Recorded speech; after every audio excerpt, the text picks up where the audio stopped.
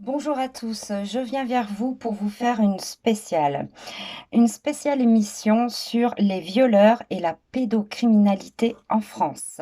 C'est parti les amis.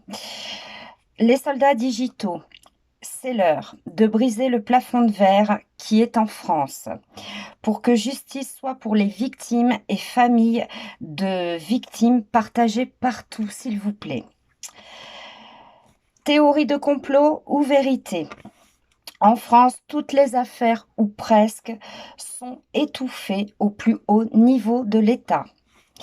Nous commençons avec l'affaire de PPDA, Patrick Poivre d'Arvor.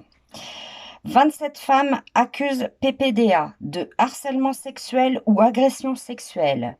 15 ont porté plainte à ce jour. En plus des victimes, de nombreux proches de PPDA témoignent en sa défaveur chez TF1. Il était de notoriété de ne pas se trouver seul dans un ascenseur avec lui. TF1 a-t-il protégé ce personnage? Éric Zemmour, accusé de violences sexuelles. Son grand copain et Patrick Poivre d'Arvor, ils ont écrit un livre ensemble dont le titre est Les rats de garde.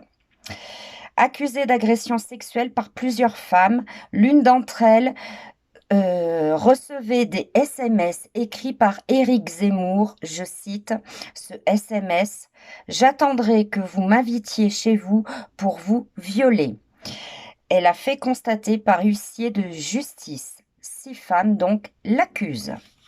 L'enquête Duhamel pour viol sur mineur, classée sans suite pour cause de prescription. Olivier Duhamel, accusé par Camille Kouchner, avait accusé donc son beau-père d'avoir violé son frère jumeau lorsqu'il était adolescent, classé sans suite. Nicolas Hulot, accusé de viol et agression sexuelle. 6 femmes l'accusent, dont une qui était mineure au moment des faits, classée sans suite. Jean-Luc Delahaye, accusé de viol, incarcéré puis sous contrôle judiciaire, bracelet électronique, pour viol sur mineur, mis en examen pour viol et agression sexuelle sur mineur de 15 ans. Luc Besson, accusé de viol par l'actrice Sand Van Roy.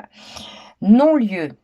L'actrice a fait appel et dit que ce pays ne protège pas les victimes des gens connus.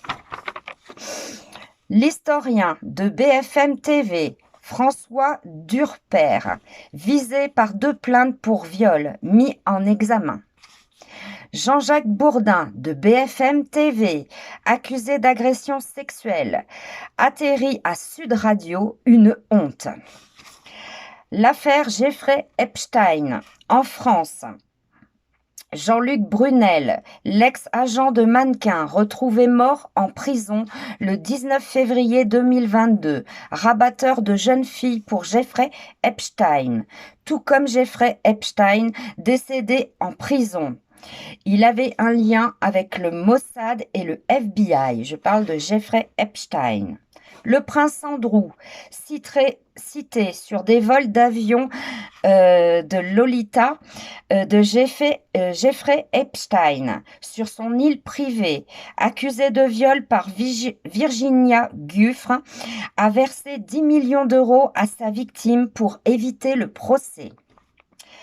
Plainte contre son entraîneur, Ophélie Claude Boxberger, pour viol aggravé de son beau-père Alain Flaccus, classé sans suite. Richard Berry, accusé de viol par sa fille Colline Berry, classé sans suite. Benjamin Griveaux, accusé de vidéos obscènes se masturbant dans son cabinet à une étudiante. Le vice-président du MoDem, Robert Rochefort, arrêté pour s'être masturbé dans un magasin. Et le ministre de la Justice, reconduit pour la 2e fois au gouvernement de Macron, qui a défendu les Balkany et Dutroux, mis en examen pour prise illégale d'intérêt. Emmanuel Macron et l'affaire McKinsey re-signent un contrat avec McKinsey et d'autres cabinets conseils. Mais revenons aux violeurs et pédophiles.